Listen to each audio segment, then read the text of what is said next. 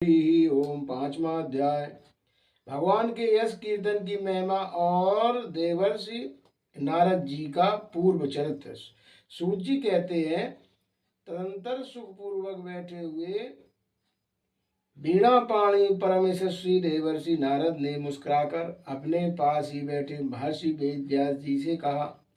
नारद जी ने प्रश्न किया, महाभाग व्यास जी, आपके शरीर एवं मन दोनों ही अपने कर्म एवं चिंतन से संतुष्ट है ना? अवश्य ही आपकी जिज्ञासा तो भली भांति पूर्ण हो गई है, क्योंकि आपने तो यह महाभारत की रचना की है, वह बड़ी ही अद्भुत है। वह धर्म आदि सभी पुरुषार्थों से परिपूर्ण है। सनातन ब्रह्म तत्व को भी आपने खूब विचारा है और जान भी लिया है। फिर भी प्रभु, आप अकृतार्थ पुरुष के समान अपने विषय में शोक क्यों कर रहे हैं? हरि ओम। व्यास जी ने कहा, आपने मेरे विषय में जो कुछ कहा वह सब ठीक ही है। वैसा होने पर ही मेरा हृदय संतुष्ट नहीं है।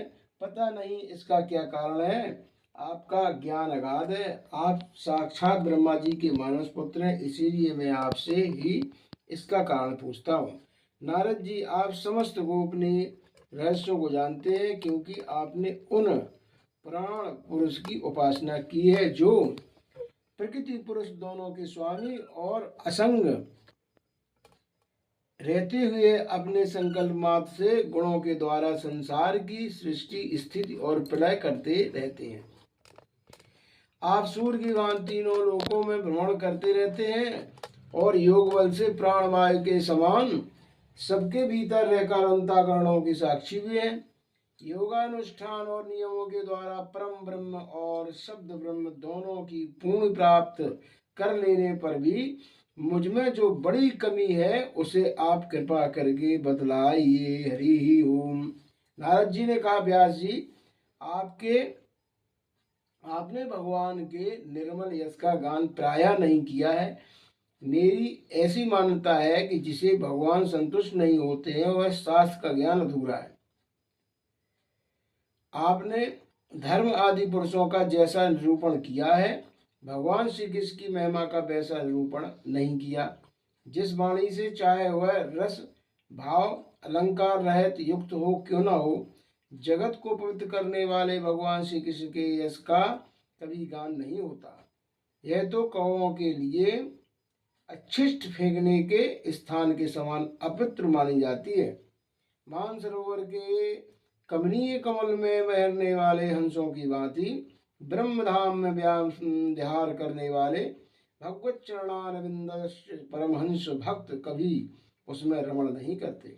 उनके विपरीत, जिसमें सुंदर रचना भी नहीं है और जो दूसरे शब्दों से युक्त भी है, परंतु जिसका प्रत्येक श्लोक भगवान के सूचक नामों से युक्त है, यह वाणी लोगों के सारे पापों का नाश कर देती है। क्योंकि सत्पुरुष ऐसी वाणी का श्रवण गान और कीर्तन किया करते हैं। वह निर्मल ज्ञान भी जो मोक्ष की प्राप्ति का साक्षात साधन है, यह भगवान की भक्ति से रहित हो तो उसकी उतनी शोभा नहीं होती। फिर जो साधन और सिद्धि दोनों ही दिशाओं में सदा ही अमंगल रूप है, वह काम कर्म और भगवान को अर्पण किया गया है। ऐसा द्वैत निष्काम कर्म भी कैसे शोध हो सकता है? महाभाग व्यास जी, आपकी दृष्टि अमोघ है, आपकी कीर्ति पवित्र है। आप सत्यपरायण एवं दृढ़ व्रत हैं, इसलिए अब आप संपूर्ण जीवों को बंधन से मुक्त करने के लिए समाधि के द्वारा अचिंत शक्ति भगवान की लीलाओं का स्मरण कीजिए। जो मनुष्य भगवान की लीला के अतिरिक्त और कुछ कहने की इच्छा करता है, वह उस इच्छा से ही निर्मित अनेक नाम और रूपों के चक्कर में पड़ जाता है। उसकी वृद्धि भेदभाव से भर जाती है। जैसे हवा के झकोड़े से डगमाती हुई ढोंगी को कहीं भी ठहरने का ठौर नहीं मिलता, वैसे ही उसकी चंचल बुद्धि कहीं भी स्थिर नहीं हो पाती। संसारी लोग स्वभाव से ही विषयों में फंसे हुए हैं। धर्म के नाम पर आपने उन्हें निंदित पशु हिंसा युक्त सकाम कर्म करने की भी आज्ञा दे दी है। यह बहुत ही उल्टी बात है, क्योंकि मूर्ख लोग आपके वचनों से पूर्वोक्त निंदित कर्म को ही धर्म मानकर यही मुख्य धर्म है ऐसा निश्चय करके उसका निषेध करने वाले वचनों को ठीक नहीं मानते। भगवान अनंत हैं, कोई विचारवान ज्ञानी पुरुष ही संसार की ओर से निवृत्त होकर उनके स्वरूप भूत परमानंद का अनुभव कर सकता है। अतः जो लोग परमार्थिक बुद्धि से रहित हैं और गुणों के द्वारा नचाए जा रहे हैं, उनके कल्याण के लिए आप भगवान की लीलाओं का सर्वसाधारण के हित की दृष्टि से वर्णन कीजिए। जो मनुष्य अपने धर्म का परित्याग करके भगवान के चरण कमलों का भजन सेवन करता है, भजन परिपक्व हो जाने पर तो बात ही क्या है। यदि इससे पूर्व उसका भजन छूट जाए तो क्या कहीं भी उसका कोई अमंगल हो सकता है। परंतु जो भगवान का भजन नहीं करते और केवल स्वधर्म का पालन करते हैं, उन्हें कौन सा लाभ मिलता है। बुद्धिमान मनुष्य को चाहिए कि वह उसी वस्तु की प्राप्ति के लिए प्रयत्न करे जो तिनके से लेकर ब्रह्म पर्यंत समस्त ऊंची नीची योनियों में कर्मों के फलस्वरूप आने जाने पर भी स्वयं प्राप्त नहीं होती।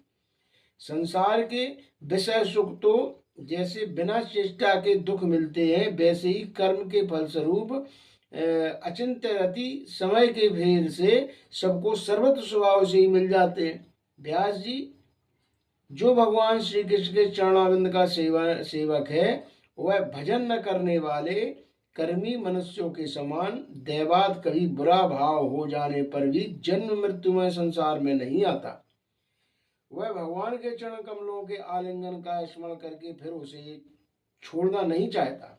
उसे रस का चस्का जो लग चुका है, जिनसे जगत की उत्पत्ति स्थिति और प्रलय होते हैं, वे भगवान ही इस विश्व के रूप में भी हैं। ऐसा होने पर भी वे इससे विलक्षण हैं, इस बात को आप स्वयं जानते हैं। तथापि मैंने आपको संकेत मात्र दिया है। व्यास जी, आपकी दृष्टि अमोघ है। आप इस बात को जानिए कि आप पुरुषोत्तम भगवान के कला अवतार हैं।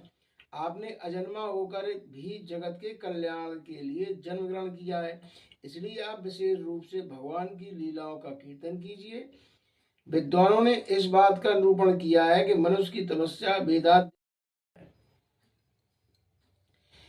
मैंने पिछले कल्प में अपने पूर्व जीवन में भी वेदवादी ब्राह्मणों की एक दासी का लड़का था। वे योगी वर्षा ऋतु में एक स्थान पर चतुर्मास कर रहे थे। बचपन में ही मैं उनकी सेवा में नियुक्त कर दिया गया था। मैं यद्यपि बालक था, फिर भी किसी प्रकार की चंचलता नहीं करता था, जितेंद्रिय था, खेल कूद से दूर रहता था और आज्ञा अनुसार उनकी सेवा करता था। मैं बोलता भी बहुत था। मेरे इस शील स्वभाव को देखकर समदर्शी मुनियों ने मुझ सेवक पर अत्यंत अनुग्रह किया। उनकी अनुमति पाकर प्राप्त करके बर्तनों में लगा हुआ जूठन में एक बार खा लिया करता था। इससे मेरे सारे पाप धुल गए। इस प्रकार उनकी सेवा करते करते मेरा हृदय शुद्ध हो गया और वे लोग जैसा भजन पूजन करते थे उसी में मेरी भी रुचि हो गई। प्यारे व्यास जी, उस संसंग में उन लीला गान परायण महात्माओं के अनुग्रह से मैं प्रतिदिन श्री कृष्ण की मनोहर कथाएं सुना करता, श्रद्धापूर्वक एक एक पद स्मरण करते प्रकृत भगवान मेरी रुचि हो गई। और महामुने, जब भगवान में मेरी रुचि हो गई तब उन मनोहर कीर्ति प्रभु में मेरी बुद्धि निश्चय हो गई। उस बुद्धि में इस संपूर्ण सत और असत जगत को अपने ब्रह्म स्वरूप आत्मा में माया से कल्पित देखने लगा।